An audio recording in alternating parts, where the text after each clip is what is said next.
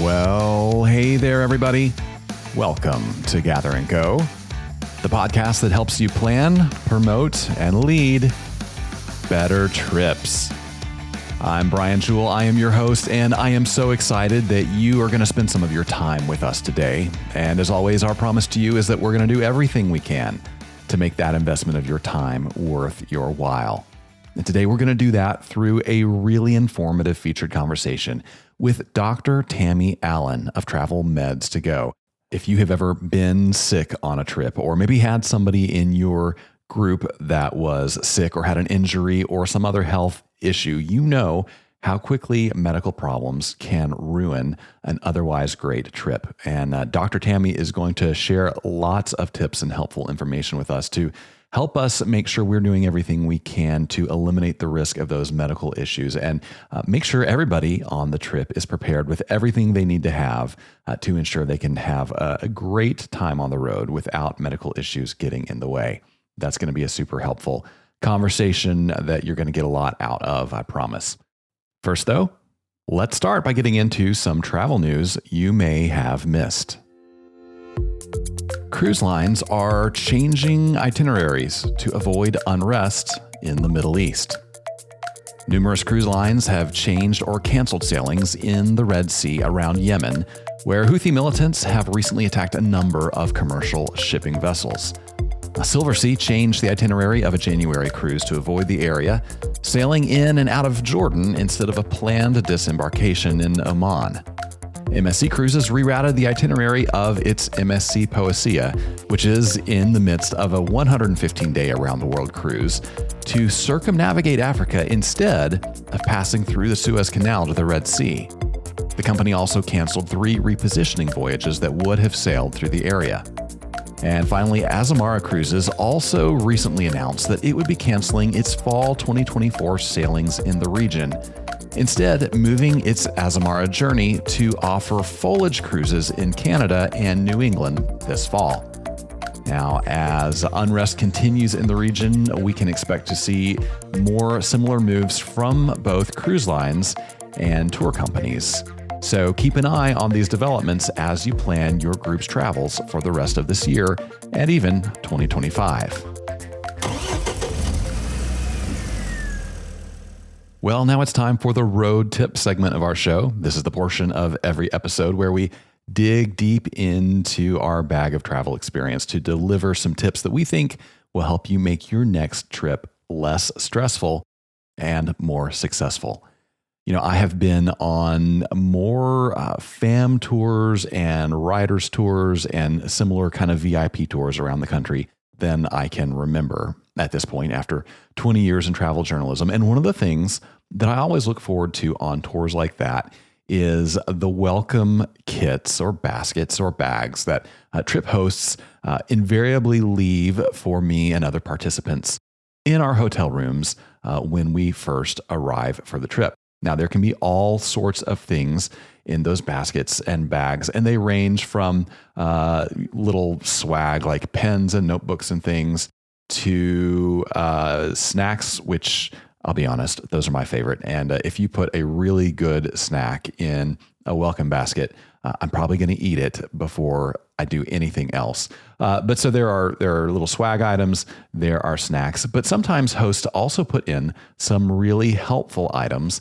that come in handy for the rest of that trip. And I got to thinking about this the other day and thought, I don't think these goodie bags should be limited just to FAMs or other kind of VIP trips. I think handing out some great helpful items like this would be a wonderful way for any group trip operator to help their travelers, add some value to their travelers, and also maybe avoid some situations or hassles that could come up during the trip by being prepared with things your travelers may not have thought of. Now, later on in our featured conversation, Dr. Tammy is going to talk about the sorts of first aid items that travelers and travel planners should have on hand. So I thought for this tip, I would focus on some other really helpful items that I have received in welcome bags and baskets over the years that I think you ought to consider including in the goodie bag that you hand out at the beginning of a tour. So 5 suggestions for you. Number 1, wet wipes. These are just the little individual package things. They're in the little foil pouches. You tear one open and pull it out anytime you need to quickly wipe something off your hands, or maybe you've spilled a drink on the seat on the motor coach. Maybe you got something on the tray table. Maybe you've been snacking on some chocolate and it's not quite coming off your fingers as easily as you hoped, and you don't want to just lick them in front of everybody. Those wet wipes are so convenient, super helpful, and also really, really affordable. Another really helpful thing that I've talked about before is stain remover. I'm talking about like a Shout pen or a Tide pen. Sometimes you get these in a white form instead of a pen. These are so helpful when those unexpected stains come up on a trip, and you can get little kind of individual single use sizes in a pouch or in a pen, and they're not very expensive, and they are really welcome in those moments when someone has a stain and they're not sure how to deal with it. Another thing I have found really helpful, especially if you're traveling in the winter months or maybe to a windy place, is a simple tube of chapstick, because in the best of times, travel can, it can dry us out a little bit. Sometimes hotels are dry environments, certainly airplanes and sometimes motor coaches are dry. And if you're traveling in a dry climate, or certainly during a cold weather months, that dryness, the wind and the cold can really chap your lips, and having some chapstick on hand is super helpful and provides a lot of relief. Another thing to consider if you are traveling in a rainy season or in a part of the world that gets a lot of rain would be to include some ponchos in those goodie bags.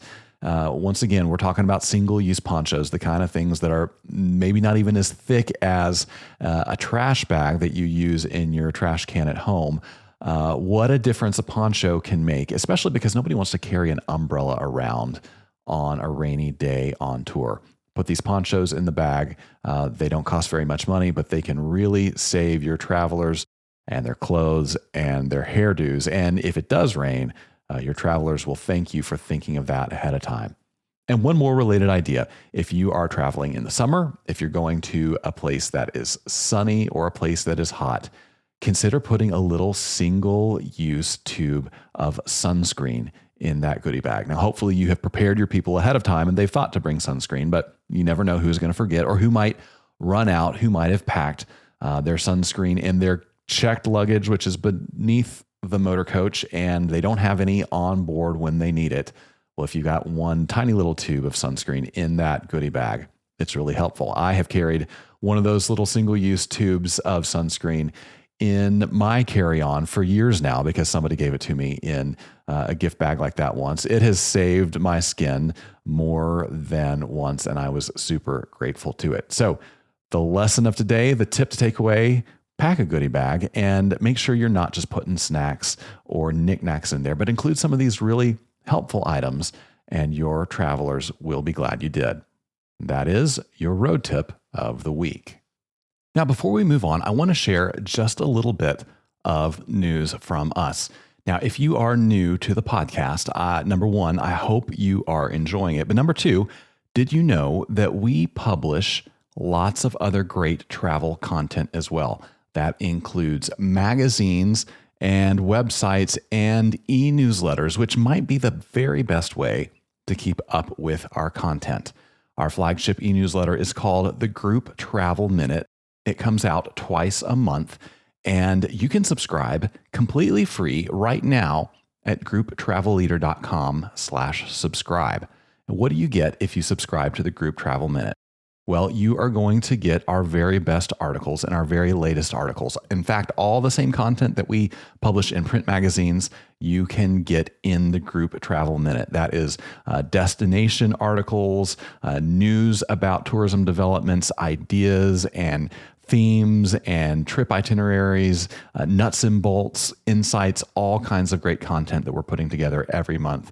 That gets delivered straight to your inbox twice a month when you subscribe to the Group Travel Minute. Did I mention that it's free? I did. It's free. All you have to do is go to grouptravelleader.com/subscribe. I'm going to put that link in the show notes to make it convenient for you. And so if you're not already a subscriber, well, what are you waiting for? Press pause on the podcast, click on that link, go sign up for the e-newsletter, and then come back and you won't regret it. You're going to get so much great content and great group travel ideas. It is going to energize you, inspire you, and you will never run short on ideas and contacts and intelligence for your next group travel adventure. Well, now it's just about time for us to get into our featured conversation with Dr. Tammy Allen. Before we get there, though, let me remind you that you don't need to take notes during this interview because I am taking notes for you. That's right. I'll come back at the end of the conversation to hit some highlights, some of the key takeaways from what Dr. Tammy had to say. And you can also find those same key takeaways in the show notes for this episode. And show notes are, well, they're right below wherever you are listening to this podcast, whether it is an app on your phone or on our website or somewhere else. You can always find the show notes directly below the media player, full of all kinds of helpful information. And let me encourage you to stick around to the end of the interview and after that wrap up, because when we're done, I'm going to talk a little bit about how our industry is treating budget conscious travelers and whether we may need to be doing more to make sure people on the lower end of the cost spectrum still have access to travel experiences. That's going to be today's Hot Minute. You won't want to miss that. We'll be right back with Dr. Tammy Allen.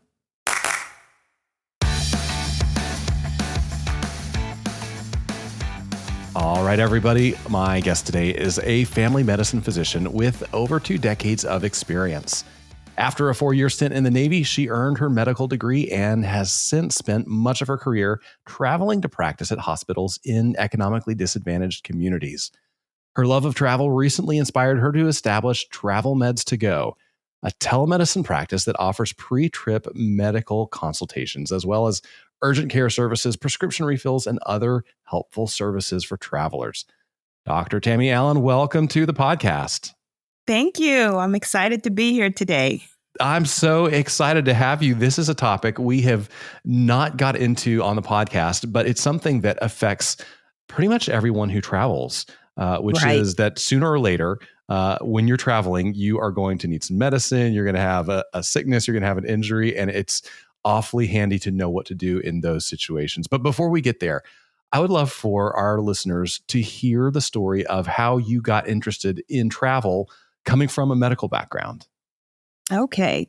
So I've always enjoyed travel. My parents instilled in us a love for adventure, I guess. As kids, we traveled up and down the East Coast, and they would stop in really neat places and get off the interstate and drive through backcountry. So, we went through a lot of the Blue Ridge Parkway and Great Smoky Mountains and Shenandoah National Park. So, and we'd always stop and have picnics and visit neat little places. So I always had this love of travel, but never thought about going overseas. When I was in medical school, I convinced my dean that I needed to go to Mexico for 4 weeks for a Spanish immersion course. And she agreed, and I was hooked. Yeah. That was such an amazing experience for me. Grew up in a rural town and just, going somewhere different, and the language is different. The culture is different. I was hooked. I was ready to travel for the rest of my career. Yeah. And so tell us about some of the work you did once you finished medical school. You've traveled to a lot of different places to treat people, right? Absolutely. So I thought that I was going to go the traditional family medicine path and set up in a rural area and help disadvantaged communities and rural communities. But I think that love of travel got the best of me. I really decided that I was going to work in, first, at that time, I thought I was going to work in the Hispanic community after doing that Spanish immersion course. So I went out to Arizona, Phoenix, Arizona, to do my residency. And there I found that most of the people there were not first generation Mexicans. So they really didn't need my Spanish. And so my plans changed a little bit. And by the time I finished residency, I really didn't know what I wanted to do. I knew I didn't want to do the traditional family medicine role. So I joined a locum company. And for those who don't know what that is, that's a traveling physician. If you've heard of traveling nurses, it's the same thing for physicians. My first assignment was on a Navajo reservation in northern Arizona. Wow. Love that. I knew then there was no going back. So I continued to do travel assignments for the rest of my 20 years. Wow. So I've worked pretty much everywhere on Navajo reservations, in border towns, all up and down Southwest, all across the U.S. I've worked in the Black Mountains of New Hampshire, the Washington State. I've been everywhere, and I absolutely love it. That is amazing. Wow, what a way to see the country and do a lot of good while you're out there. I love that. So, what are some of the most common medical issues that you hear about people encountering specifically when they travel that maybe they're not thinking about so much when they're at home? Right. So, one thing that people don't think about, and I don't necessarily, there's no particular medication for this, but I just want to bring it up, is people don't think about traveler's ear or airplane ear. When your ears get clogged and they're very painful, there are a lot of people that suffer from that condition.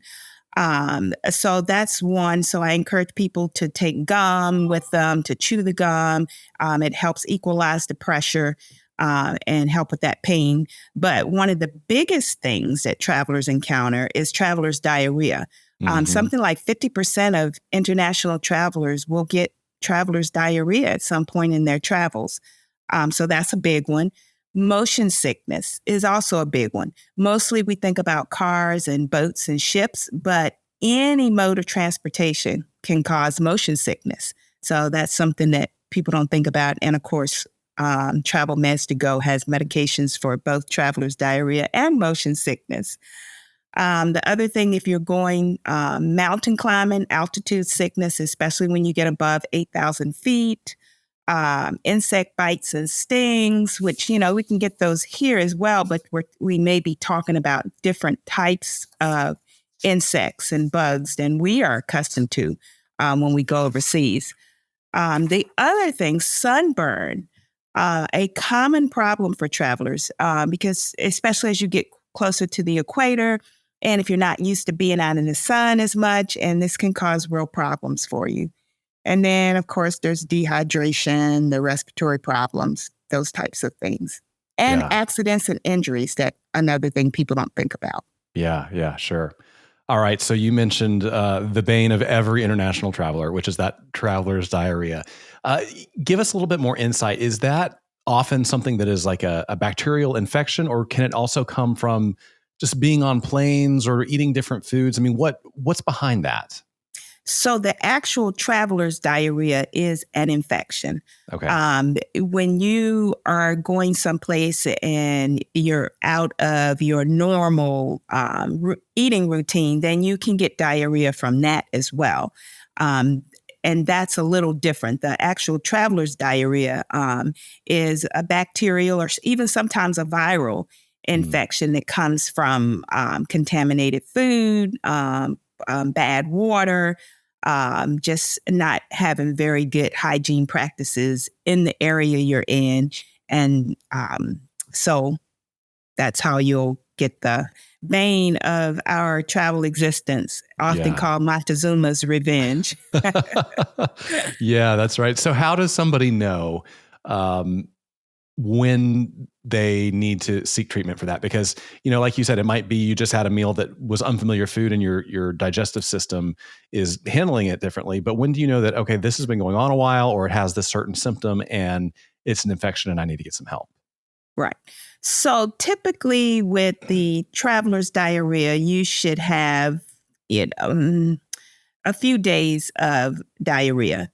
If it's continuing to last, if you're having uncontrollable diarrhea, I'd say 10 times a day, and you just can't keep up with your hydration. You cannot drink enough. You feel thirsty all of the time. If you're having really bad stomach cramps with it, like really bad pain, I don't mean just your typical stomach cramps. I mean, if you're having a lot of pain, those are signs that you need to be seen. The other thing, if you have blood in your stool, if blood's in your diarrhea, that's another sign that you need to be seen. So anytime you start to get dehydrated from it, anytime you have severe pain, blood in your stool, if it's lasting more than a few days, you need to seek help. Yeah. Wow, that's so good to know. Now, what are some of the things that people should do to avoid that? Is it always something you can avoid, or is it, sometimes just out there and you can't always stay away from it? It is not something you can always avoid. I am a neat freak. I very rarely shake hands because I'm a germaphobe. Let's put it that way. And I have gotten traveler's diarrhea. And it's because, you can go to a 5-star restaurant in certain countries, and although the sanitation system may be good in that particular hotel or restaurant, you've still got workers who are accustomed to doing things in their local customs, and that may not include the best hygiene. So you can be in the best of places and still get traveler's diarrhea despite doing everything that you can do. That being said, you should always wash your hands frequently, use hand sanitizer, and do everything you can to protect yourself. But that is not always 100%. That's why you need to take something with you. Yeah. Oh man, that's so good to know, because I've been in that situation where I think, man, I did everything right. I drank bottled water for a week. Yes. I never had an unpeeled fruit or anything like that. And then it's just, it just happened. So I'm glad it's not just because of my own stupidity that something like that comes up. And eating the ice. Yeah, exactly. Now, another thing you mentioned was that altitude sickness. And that is something that I feel like catches a lot of people off guard. I remember going to Cusco, Peru years ago, which is way up high, a gorgeous place, amazing place. But the first day we were there, I had this terrible headache. I was lethargic, but I didn't know what was going on. I didn't realize what was going on. So for people that don't know what to look for, what are the signs of that altitude sickness, and how should they respond to it? Right. So you can have all types of symptoms, and different people are different, but headache, as you mentioned, dizziness, nausea and vomiting, feeling very short of breath. And, people that are new to altitude sickness will try to ignore those symptoms, but I would encourage them not to, because it can lead to something called pulmonary edema, which is fluid buildup in your lungs, or even cerebral edema, which is fluid on your brain.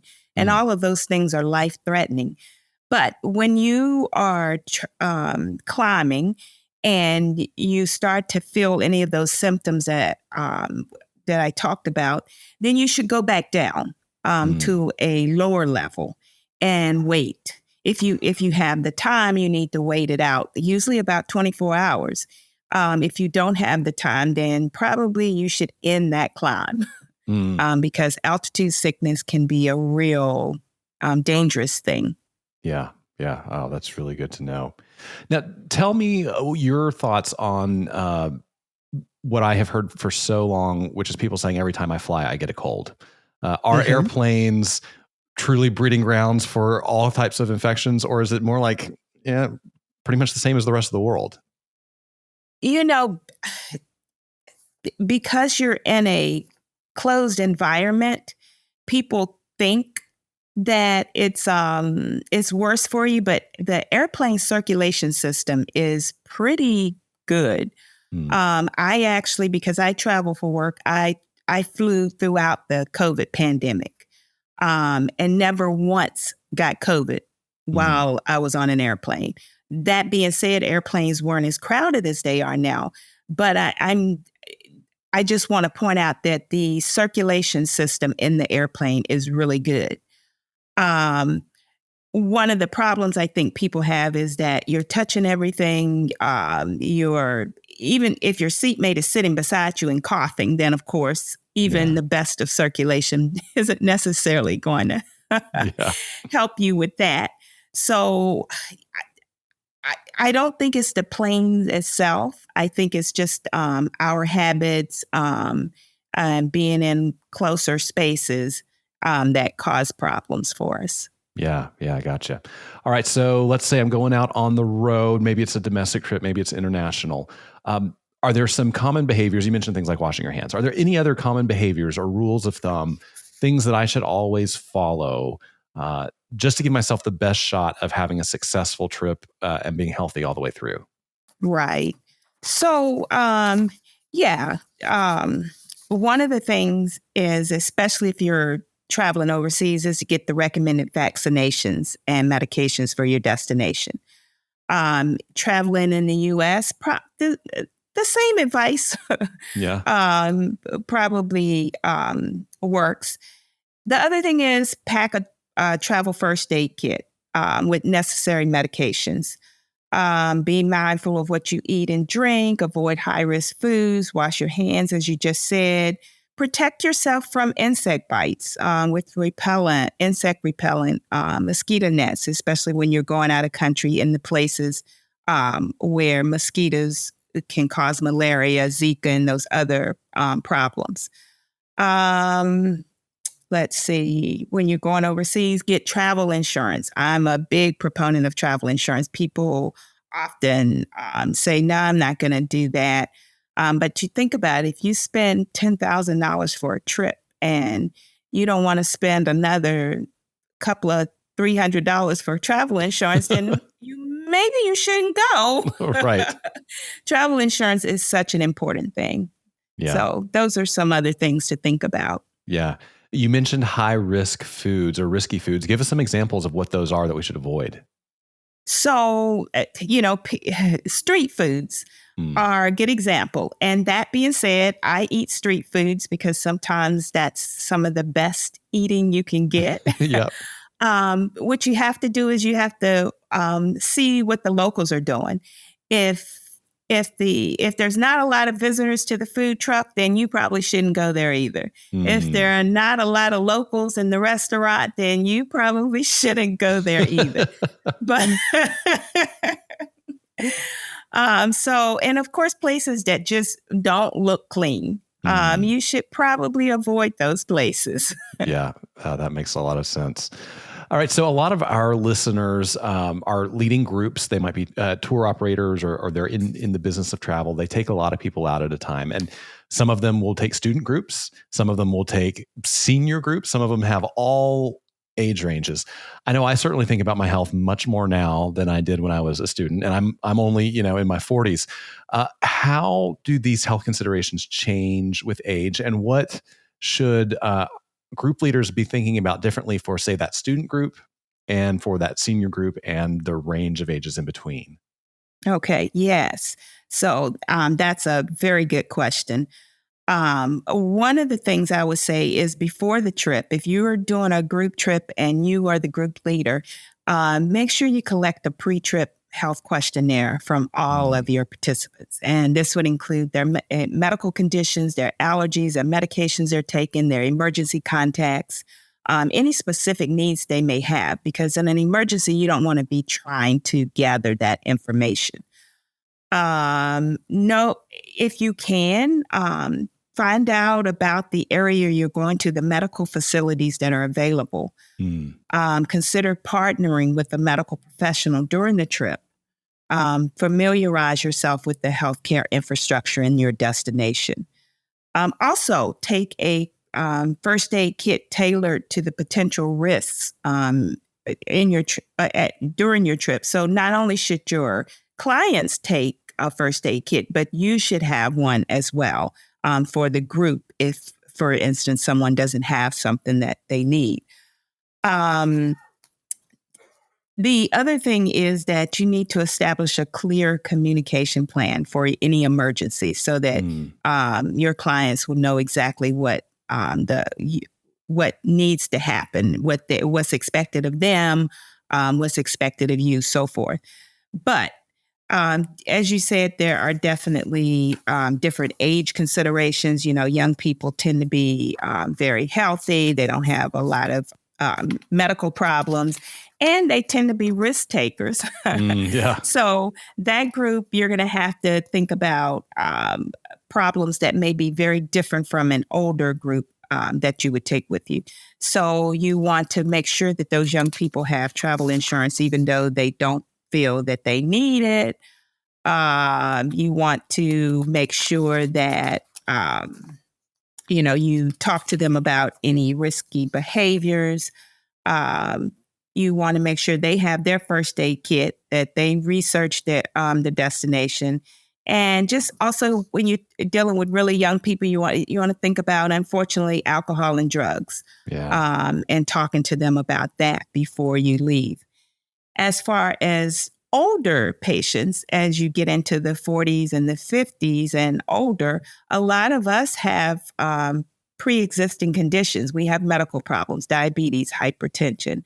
So we're already on medication. So you want to make sure that you talk to your group about you have to have those medications with you and bring extra. And pack them in your carry-on, not your checked luggage. For sure. I see so many people that just take their medications with them, put them under the plane, and then the baggage gets lost and they don't have their medications. Yeah. Let's see. You have to worry about maybe a more relaxed itinerary, or more time for downtime when you're dealing with older clients, because we need a little more rest than that younger population. Yeah, no, that's great. You mentioned this this sort of preparation kit, almost a first aid kit. What do you recommend that we have our clients pack with them? And then what are maybe some of those supplemental things that trip coordinator or group leader should bring in their pack as well? Okay. So your clients, I encourage everyone to always have bandages, Band-Aids of various sizes. So you can just buy a little box or a little even travel pack of Band-Aids.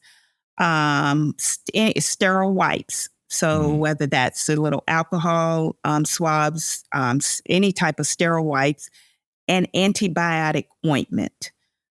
People love Neosporin. That's not my favorite because it's known to cause skin reactions. I recommend bacitracin ointment instead. It has very few reactions as compared to Neosporin. Pain relievers such as ibuprofen or Tylenol, antacids, Tums, Pepcid, Pepto-Bismol, Gas-X, and antihistamine, usually Benadryl, Claritin, Zyrtec, something like that. And everyone should have a flashlight and a whistle. And I also encourage a thermometer. As the group leader, I think it's probably important for you to have all of those things, as well as different gauze pads, just in case there's something, to have scissors, tweezers. Those are the main things I think should go in a sample first aid kit. Yeah. And a lot of those things, you pack them once and they're good indefinitely, right? You're right. Absolutely. Except anything that's a medication. So your Tylenol and ibuprofen, those are going to have expiration dates. Your Tums will last forever because it's really just calcium carbonate and it's like chalk. Yeah. It's not chalk, but it will last forever. So Tums you don't have to worry about as much. But anything that's a liquid, you also have to worry about any of those ointments. So you want to look at those expiration dates. Gotcha. Okay. Well, that dovetails really well with something I wanted to ask you, which is I would probably be embarrassed to show you my travel carry-on because I've Uh-huh. got half consumed over the counter and maybe even some leftover prescriptions from, a cold or an infection or something I had 2 trips ago or a couple years ago. And I know lots of other travelers do this too. So can you give Right. us the straight scoop on whether it's safe to carry that, whether it's safe to use it if we're on the road and get the sniffles, or whether we need to just toss all that stuff and start from scratch? Well, at some point, you need to toss it and start from scratch. Okay. And the recommendations for when to do that vary with the type of medication. So, as I said, anything that's a liquid or an ointment, you have to be a little more careful with those because over time they break down. Mm. Um, so, anything that looks off color, it smells funny, it's a liquid instead of a gel. Yeah. Those things need to be discarded. Any peels that have changed color, Okay. that have broken up into pieces that just don't look right anymore, those need to be discarded. There's a lot of literature out there about different experiments companies have done to see if you can take antibiotics past their expiration date. What we know is that yes, you can. The question is how much longer past their expiration date. And it really comes down, it's going to have to be a personal choice, I think. I have read studies where antibodies can last 5 years past their expiration date. I've read other studies where they say, oh, no, a year or two. So I would say if I'm giving you advice, I would say a year is probably okay. Anything after that, you probably need to get rid of it.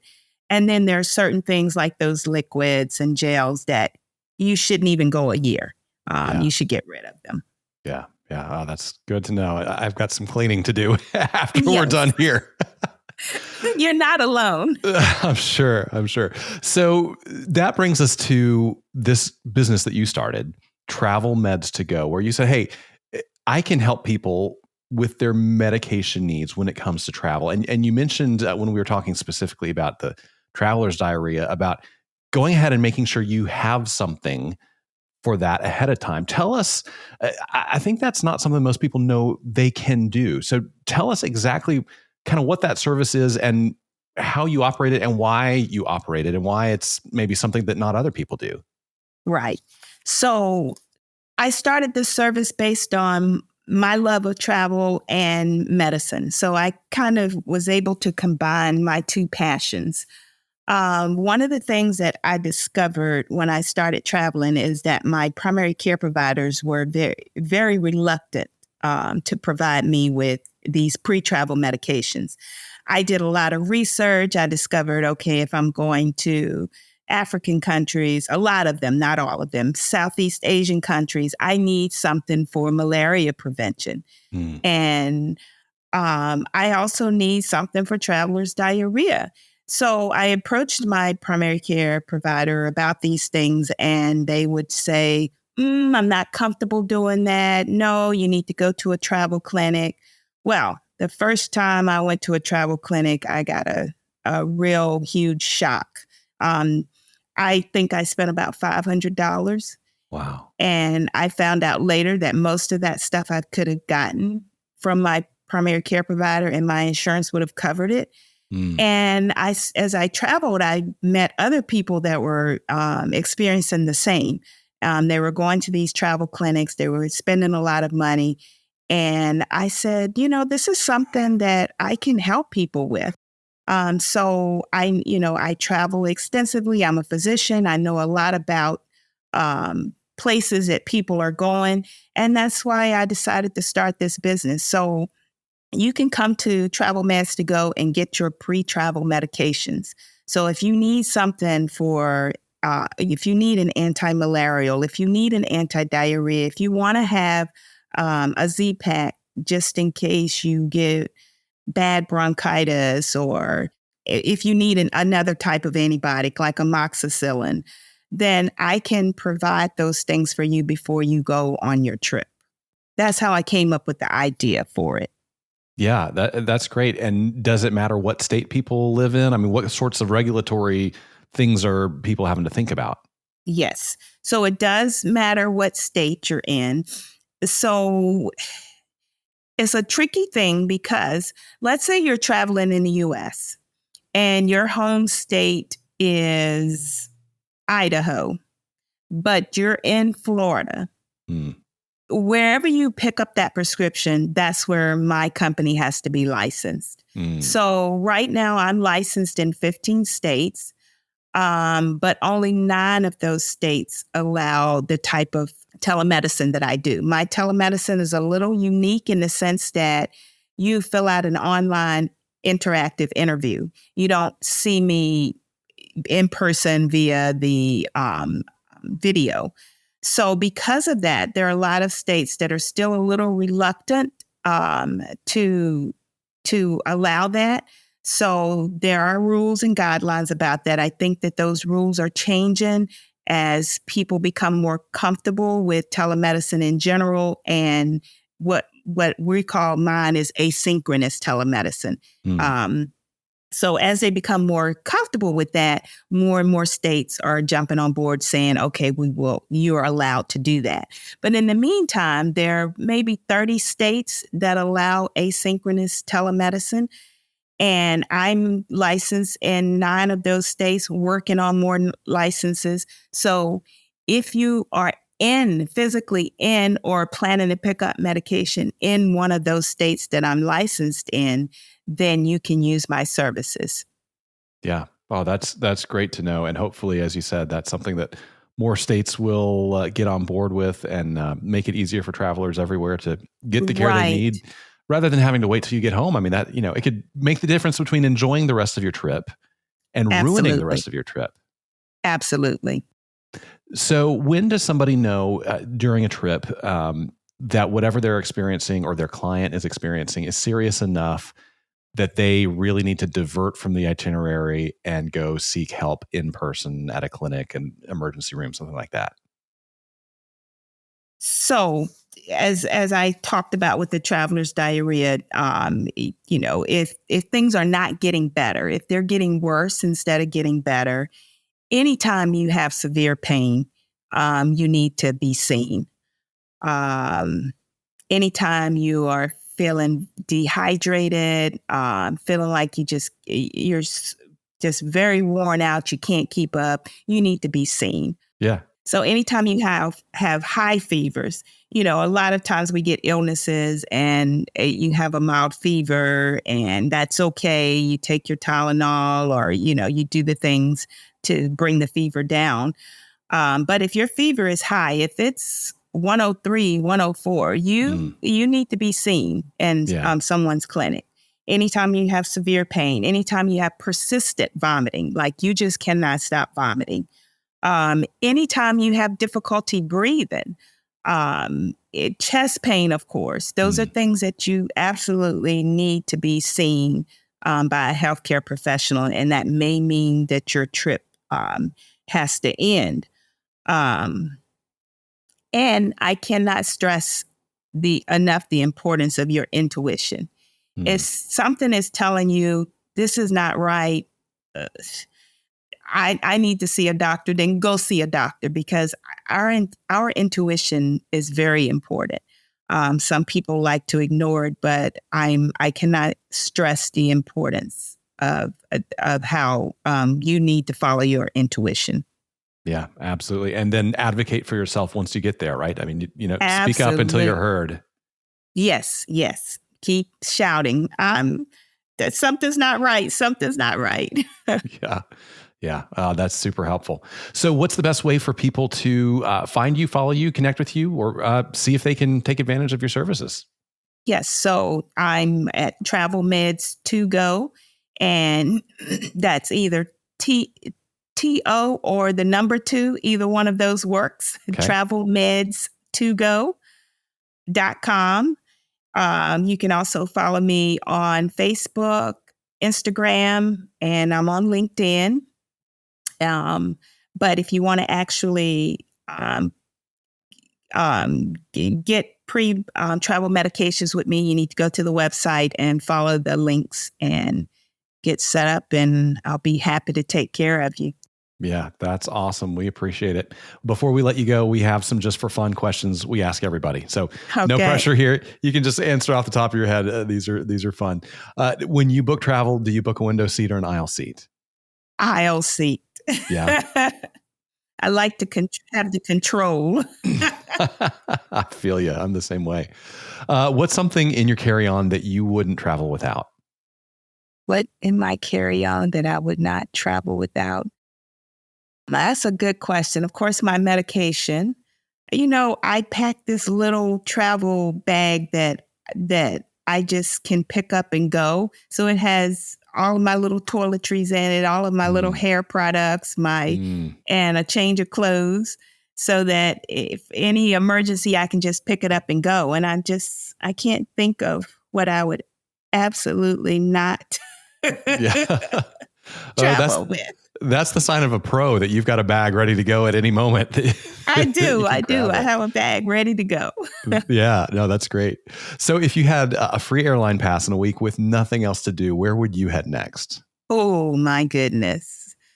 I tell you, unfortunately, I can't do it in a week, so I guess I shouldn't use this one. But man, I want to go to Antarctica so bad. It's the only continent I have not been to.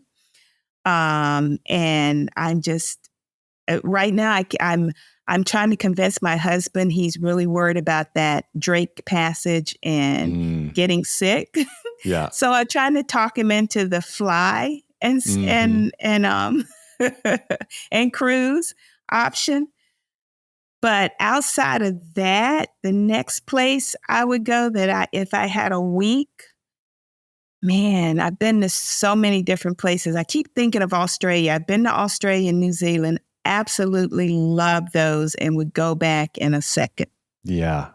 Well, as long as we're waving magic wands, I can give you 2 weeks or 3 weeks, whatever it takes to go to Antarctica. That sounds amazing.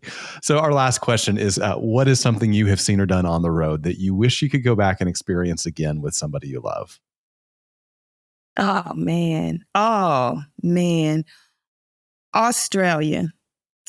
So I went by myself before I got married, and I went, basically, I was an older person. I was in my 30s at the time, but I joined a backpacker group. And we hit the road and we went all over the outback, and we spent Christmas Eve in the outback, right at the base of Uluru. And we were just sitting there and talking and laughing and having a drink and watching the sunset. And it was just the most wonderful experience. And I would love to do that with my husband. Not necessarily with the backpacker group, but just the two of us out there traveling and enjoying nature, and just, oh man, gives me goosebumps to think about it. Sounds unbeatable. I hope you all get to do that. Dr. Tammy, thanks so much for joining us. This has been so helpful. Thank you. Thank you so much for having me.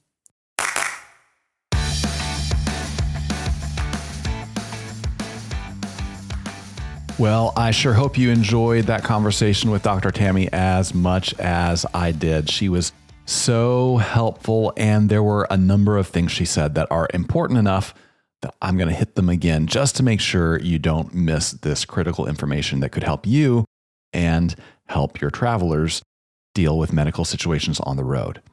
Now, when we were talking about pre-trip preparation, Dr. Tammy said, make sure you collect a pre-trip health questionnaire for all your participants.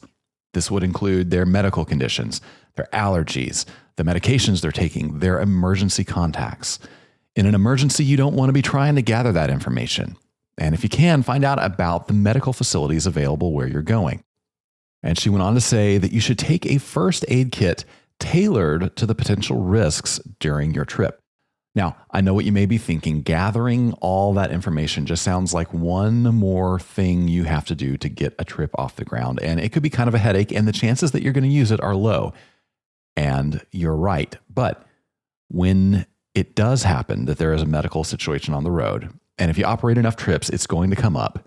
You will be glad you had that information on hand, and all the work you put into all the times that you collected that information and didn't use it, well, it's going to pay off in the long run.